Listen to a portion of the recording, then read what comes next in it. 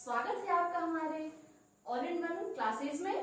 तो अगर आपने अभी तक हमारे चैनल को सब्सक्राइब नहीं किया है तो सबसे पहले सब्सक्राइब कर दीजिए और ज्यादा से ज्यादा लाइक करिए और शेयर कीजिए।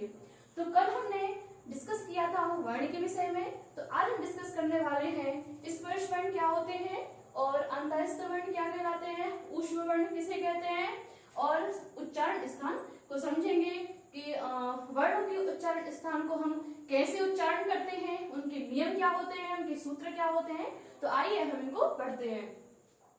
तो सबसे पहले स्पर्श वर्ण देखते हैं। स्पर्श वर्ण 25 प्रकार के होते हैं, जिसे हम कादयो मावसाना स्पर्शः कहते हैं। इसका सूत्र है, यह 25 प्रकार के होते हैं। का से माँ तक, क वर्ग से माँ तक के जो वर्ण होते हैं वह स्पर्श वर्ण कहलाते हैं। उसके बाद आते हैं अंतःस्थ वर्ण। अंतःस्थ वर्ण किसे कहते हैं, य व र ल। यह 4 प्रकार के होते हैं, इनको यण वर्ण भी कहते हैं। यह होते हैं अंतःस्थ वर्ण।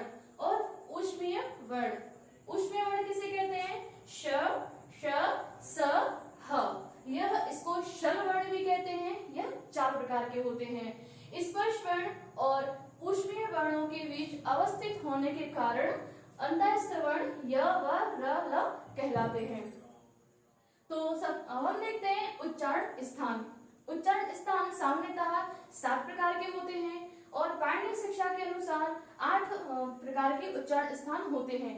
जैसे जो पाणिनि जी ने उरस नाम से 8वां स्थान दिया था। तो और 9 और 10 ये सामान्यतः 2 और उच्चारण स्थान जोड़ करके ये टोटल 10 प्रकार के हो जाते हैं। सबसे पहले हम देखेंगे, सबसे पहला है जो उच्चारण स्थान वह है कंठ। इसका सूत्र है अकुह विसर्जनीयानाम कंठः। मतलब अ बड़ा आ और क वर्ग क ख ग घ अंग तक और ये ह तक कंठ इसका उच्चारण स्थान है। यह अ बड़ा आ मतलब हमारे कंठ से उच्चारित होने के कारण इसको हम कंठ उच्चारण स्थान कहते हैं। अब देखते हैं दूसरा है तालु। इचु यशानाम तालु मतलब ई और बड़े ई उच्च वर्ग च छ ज झ इय। यह हमारे तालु से जो उच्चारण होते हैं इसे हम तालु उच्चारण स्थान तालु कहते हैं। और तीसरा हम देखेंगे मूर्धः। इसका सूत्र है ऋतु रसानाम मूर्धः। मूर्धः मतलब रे और रिले और ट वर्ग ट ठ ड ढ। यहाँ तक हम देखेंगे कि यह हमारे मूर्धः से उच्चारित होते हैं। यह वर्ण उसे हम मूर्धः स्थान कहते हैं। यह मूर्धः से बोले जाते हैं। हम चौथा देखेंगे दंत। दंत ऋतुषानाम दंतः। री त वर्ग त थ द ध न। आप देखेंगे कि अगर हम इन वर्णों का उच्चारण कर रहे हैं तो इसमें दंत का प्रयोग हो रहा है। इनका मतलब प्रयोग करते समय हमारे दांतों के बीच से यह बोले जाते हैं, इसलिए इनको कहते हैं दंतः। दंत से जो बोले जाने वाले वर्ण होते हैं वह दंतः कहलाते हैं। और 5वां देखेंगे ओष्ठ। जो ओष्ठ के प्रयोग से बोले जाते वर्ण हैं उसको हम ओष्ठ वर्ण कहते हैं। इसका सूत्र है उपपद्धमानीयानाम ओष्ठो। उ बड़ा उ और प वर्ग प फ ब भ म। ये ओष्ठ, इनका उच्चारण करते समय हम ओष्ठ का प्रयोग कर रहे हैं, इसलिए इसको ओष्ठ वर्ण कहते हैं। अब हम 6वां देखेंगे नासिका। तो यम गण ना नाम नासिका मतलब जो नासिका के प्रयोग से उच्चारित होते हैं वह वर्ण नासिक्य वर्ण कहलाते हैं। य म ग ण न। आप खुद स्वयं उच्चारण करेंगे जब, तो उच्चारण करते समय आपका नासिक्य के द्वारा उच्चारण होगा, इसलिए इसको नासिक्य वर्ण भी कहते हैं। अब 7वां देखेंगे कंठ तालव्य वर्ण। जो कंठ और तालु के द्वारा उच्चारित होते हैं उसे हम कंठ तालु वर्ण कहते हैं।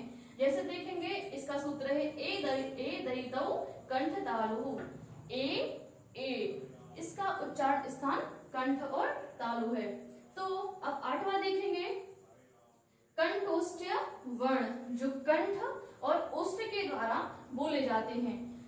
ओ दौतो कंठोष्ठम, ओ और औ, इसका उच्चारण कंठ और ओष्ठ है, इसलिए इसको हम कंठ ओष्ठ्य वर्ण कहते हैं। अब हम देखेंगे दंत ओष्ठम, दंत और ओष्ठ के प्रयोग से जो वर्ण उच्चारित होते हैं उसे हम दंत ओष्ठम कहते हैं। जैसे कि इसका उच्चारण है व मतलब दांत और ओष्ठ से जो बोले जाते हैं वह है दंत ओष्ठम। अब 10वां देखेंगे जिह्वा मूलम, जिह्वा मूलम जो जिह्वा मूलियम, इसका चिन्ह होता है, इस प्रकार का इसका चिन्ह होता है जिह्वा मूल्य का, ये और ये क और एक और होता है ये होता है ख, इसका उच्चारण जिह्वा मूलम होता है। तो ये जो हमने आज आपको पढ़ाया है उच्चारण स्थान और स्पर्श वर्ण और अंतःस्थ वर्ण और ऊष्मीय वर्ण, ये परीक्षा की दृष्टि से बहुत ही महत्वपूर्ण प्रश्न है। ये परीक्षा में पूछे भी जा चुके हैं और अभी आने वाली परीक्षा में पूछे भी जाएंगे। तो कल हम पढ़ेंगे इसके बाद प्रयत्न कितने प्रकार के होते हैं, तो कल हम प्रयत्न को पढ़ेंगे। तो सब आप मेरे चैनल को शेयर कीजिए, मेरे वीडियो को शेयर कीजिए, लाइक कीजिए और मेरे चैनल को सब्सक्राइब करना बिल्कुल भी ना भूलें। Thank you.